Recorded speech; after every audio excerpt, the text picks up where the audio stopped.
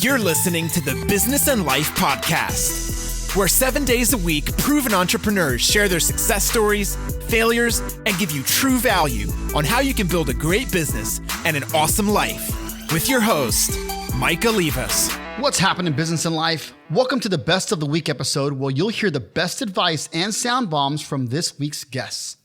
Enjoy, listen carefully, but more importantly, implement. I went away from what I thought was the fold, the vogue, the trend on social media, and I just started putting pictures of myself four-wheeling, hanging out in the mountains with the wife and my dog, and hanging out in the snow, and going here, Colorado, Arizona, Nevada, California, going all over.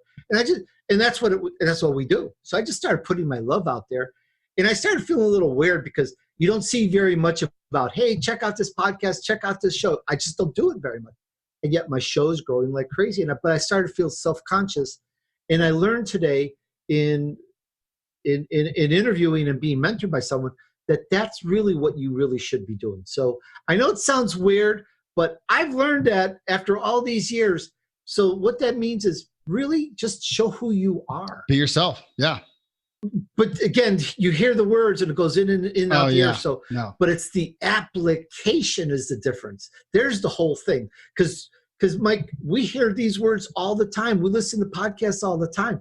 But when you stop and follow some directions and you see the results, it just changes things. I'm just going to name some companies that are still existing today. Walt Disney Company was started at the bottom of a market crash in 1929. Fortune magazine was 90 days after that market crash.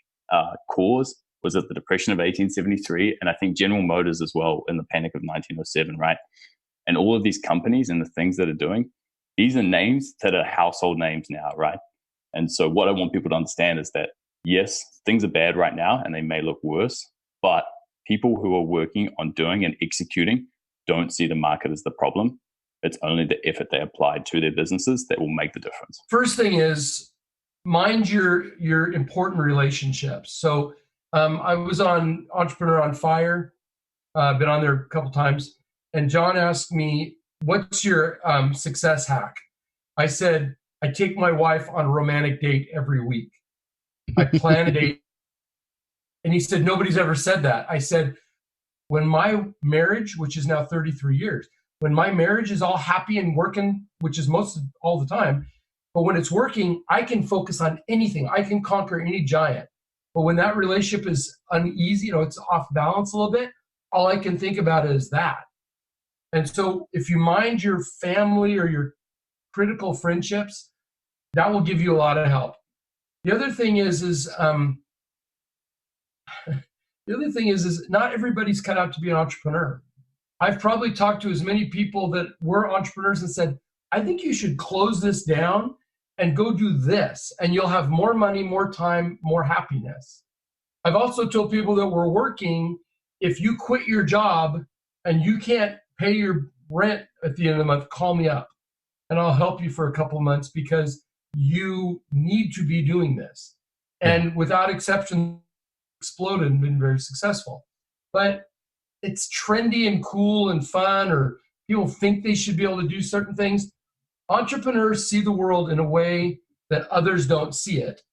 And the people that love you the most will try to steer you away from the vision that you have that they just can't see. So it's a lonely place. So you have to be prepared for that if you're going to go down that road.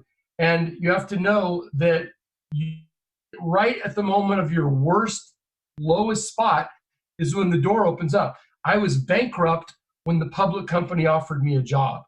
The number one paid speech I give, $25,000 a speech, is called Things I Wish I Had Known Before I Went to Federal Prison. So that was a bad situation, but you know what? You get through that and the big players go, oh, your marriage stayed intact, your business stayed intact, you're still here.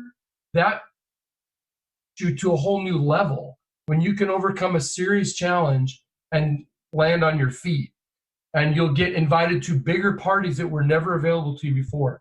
So guys, put in the hard work and don't jump the line. If you jump the line and make some money for a little bit and you think you're so damn smart, even if I can't tell you how many public companies I know where they've come up with something, the founder goes in, they go public, or they sell to somebody else, the person walks away for $20 million, and they spend the rest of their life frustrated because they never recreate that. And you know why? They don't know why it happened in the first place. Yeah. They were lucky. It happened, right place, right time. They didn't know what, and because they jumped the line, they never learned why things work. And in Unshackle, the reason I've done this in so many industries, same system, is because the system works. When you know how to do something, you can do it over and over and over and over again and get similar results. But if you don't know, you're gonna get depressed really fast. Yeah. Because you're gonna wonder what the hell just happened. And that's I don't know if that was very good. Oh, I'll give you one other positive thing to do. There's a little book called The Science of Getting Rich. It was written in like 1910. Wallace, The Science of Getting Rich. Go read that little book. It's kind of hard to read. It's written in a weird kind of cadence, but read it. It will change your life. Almost everybody that's at the $1 billion level that I know knows that book intimately. Most small companies have never heard of it. Never buy something that sounds too good to be true. In terms of, I will guarantee that you'll make 6 figures in 3 weeks or something like that. Like I'm happy about all the experiences I've made. They were all a learning experience. I can now say that I'm grateful for them. But at the time, especially when I started, I didn't know marketing. I didn't know copywriting. So when I read those pages now, I'm like, how could you be so gullible? But that's just something where I'd be step back a minute and just do your homework. Do you check if those people actually have the credibility? Do they actually look like, sound like they can pull that off? Just do due diligence before buying very intuitively, which is something that I usually do. It's the hustle. It's never stop. Things get hard. You're not alone. Like, this isn't you, whatever you're dealing with, you're not the only one that has dealt with this, right? We all, I think it's interesting to see, just looking back on my own 10 years, right? Of you keep looking forward, like, if I just can bridge this gap, everything's going to be great. And then you do that and you realize, oh, here's 50 other problems I didn't even know existed, right? Yep. And it's that there's these different things, and it's always going to be whatever. Like, it's never easy. If it was easy, it wouldn't be fun. And if it was easy, everyone would do it, right? I think it's that thing of there's always going to be the next series of problems, but just know that is normal, right? I think it's growing pains. There's always little things that when I tell like someone that I'm, like one of my mentors or entrepreneur associates that, are a different level or whatever it may be, they're like, oh yeah, I remember that. Everyone deals with the same shit, whether it's the exact nuance. Obviously everyone's business is different, but everyone's dealing with that same shit. And go talk to other people, talk to your mentors, talk to other people, talk to a support system that can tell you, oh yeah, this is how I got through that.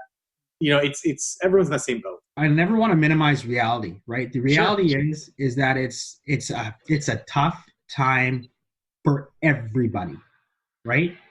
And even for businesses that are still open and they're seeing a major uptick, it's a tough time for them.